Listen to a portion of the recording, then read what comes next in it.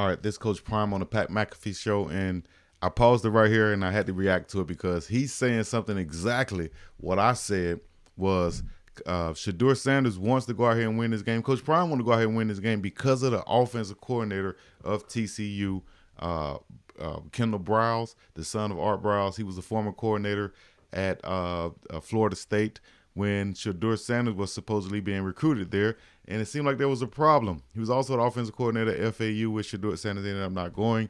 But let's see what Coach Prime has to say about this, because we knew Shedeur wanted to put up a lot of numbers, and I said that in the previous live that I did, and we saw what happened. He put up 500 yards, and he outdueled the quarterback that Kendall Browse had over there. So let's see what Coach Prime had to say about this, and I think it echoes what I said also. Darn well. As long as that ball is in the hands of number 2. Yeah, let's talk about him. We're going to win that. Hey, we're going to win this. Let's talk about him. 500 and some yards. I enjoyed in the interview afterwards. Right. He hilarious, by the way. There's like 4 or 5 hilarious lines in there where it's just like one after another. He goes, just HBCU kid, that's the most yards I've ever had. Right. He literally and break that down real quick. He's saying that I'm a HB. They said I was just at HB. I was just at HBCU. He was saying it kind of sarcastic. I was just at HBCU, and I just came out here and threw for the most yards I've ever thrown for. Meaning I ain't even throw for this much in the HBCU league, FCS, what y'all call below the level of a Power 5. I just came out here and threw for the most yards I've ever thrown on your Power 5 team that was the national championship winner-ups. What do you got to say about this? 80%, dog. What you got to say now, dog? That's like the best game I've ever had in my entire life. I mean, Right. I just killed this team worse than anybody. We all knew. Break it down. Right. Look at this, man. Look at this. 135 yards for Dylan Edwards, 119 for Travis Hunter, 118 for Xavier Weaver, and right behind him, 17, 18, 19 yards. Jimmy Horn Jr. with 117.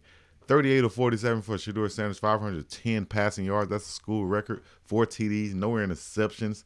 Goodness gracious. At Jackson State last year, he was phenomenal, unbelievable. Right. And then he stepped moves it over up. to Colorado, and there's some sports books, that had him immediately in the Heisman watch. But then a lot of the Like old me? school college football people were like, not going to be able to do it, not going to be able to do it. Right. He's your son, though.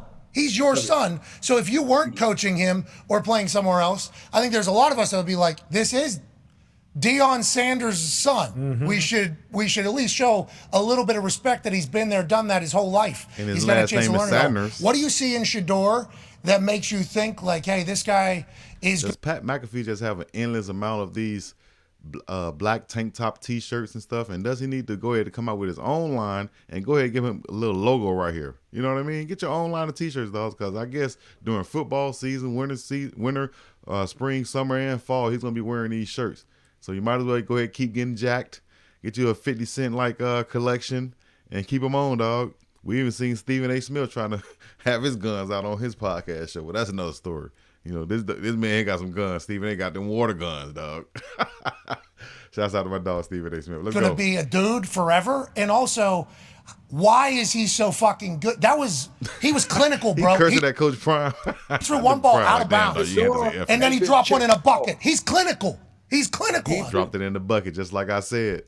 He's been checking off and calling his own plays and changing plays at the line since he was 6 years old. Like Shedeur, the first thing I taught him was defenses, and he played both ways and strong safety as well. So he understands defenses and the movement, and he understands when the blitz is coming. Like he understands. He's rock steady. He's right there. Rock steady, easy, steady, rock easy. Shout out to Bob Marley. On the line. Never gets too high, never gets too low. He's rock steady. He's not going to be flustered. He's going to maintain himself, and he'd rather throw the ball than run the ball. Right. And he don't give a darn who it is. As long as you open, he's going to give you opportunity. Exactly. 4 guys go over 100 yards the first time in history. It is unbelievable. Unbelievable. 117, 118, 119, 135. Goodness gracious. But this kid loves the game. He studies the game. He prepares the game. And he has a chip on his shoulder. Let me give you some history on this. And you're going to get some history, coach. love this. I don't think I've given anybody this yet. The reason he was so... Look at Pat. Pat was like, yes. tense and just so relaxed and Oh, ready. here it is. You ain't have to give it to nobody, coach. But I told you. I said this, coach. I said, and you might have said it in our meeting that we had, but I said this, coach. Did he study? But when we went to a camp of a certain school, and this certain coordinator we just played against, he's an offensive coordinator. He was at that school, and we went to this school of camp, and he didn't pay him no attention. I don't even think he on purpose. Real type of snobbish, arrogant type too. What? This Deion Sanders' son? Come on, man. Barely spoke to him. He just pushed him off to the side. Right. And I went and told somebody, I say, hey, man, that ain't no way to treat him. Now, that's not right. That's not right. And he remembered that. And he told me probably 20 minutes after the little situation happened, he said, Dad, we'll never come back here again. Okay. All right, good. And we'll never come back here again. And we remember this. And we go 5-10 or something. Damn. Yeah, he said we will never come back here again. And y'all know because that school was. The way that coach treated him. Right. That's why I tell my guys, you be careful on these visits because these kids watch everything, and be careful how you treat them because you never know what they're going to come up to be. Right. And he dissected, and he wanted to beat that guy so bad that he just went to work. So.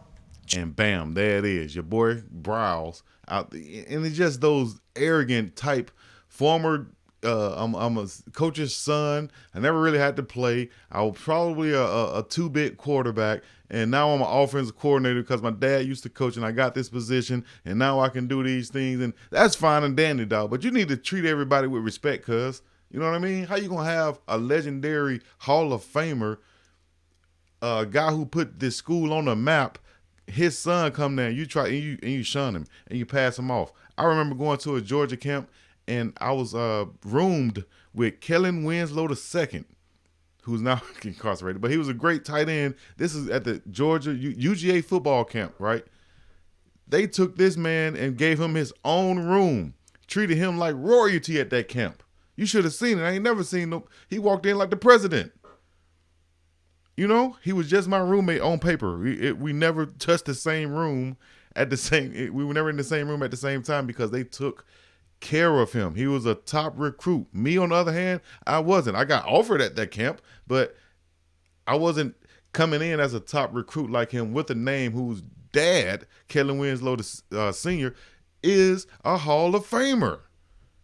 You treat him a certain way. Come on, dog. Come on. Chip on the shoulder is something that all the greats have, like all of them. That is, we saw it in the documentary with Michael Jordan. It was the greatest display of it, where Utah Jazz coach comes in and goes, Mr. Jordan, I love you. I'm a big fan. Good luck tomorrow. And Michael goes, that's all I needed. That is all I needed. You think we're talking rare, huh? We're talking rare with Shedeur, your son? No. Rare air, baby. This kid is a bona fide winner. I don't think Shedeur has lost over 10 games in his whole life since he was there and 6 years old. I don't think it's not even double digits. It's probably 6 games that he's lost in his life. So the kid is a winner. He's a bona fide leader, and he knows the game, man, and he loves football. Like, you come to the Pac-12 where it's quarterback happy and quarterback friendly, and everybody's ranking these guys, and they just forgetting him. He loves it. He's all right. Keep forgetting them. Okay. Yeah. All right. Watch it. And y'all know what's coming, dog. It's prime time in Boulder where it's cold. It's going down in a major way. Shiggity 2, S2, Shedeur Sanders throwing darts all over the field, just like I said at the beginning of the season, before the season started, before they even set foot in Colorado. I told you to get ready for it, dog, because it's going down. Coach Prime is a winner. He's bringing winners. He's breeding winners, and he has winners around him. I told you how that infrastructure is there. He got coaches around him to help keep him on point. He has coaches around to keep the players on point. Personnel, development, all types of stuff is in place. The resources are there, and now the results are about to come. And y'all about to be witness to it. And I'm just going to be sitting back like this right here, player. Give me a shirt that say, I told you so. It's prime time in Boulder. Holla at me. Let me know what you think. Leave a like, subscribe, comment, all the other good stuff. Shout out to Pat McAfee. And we're about the same piece in the middle. Yeah.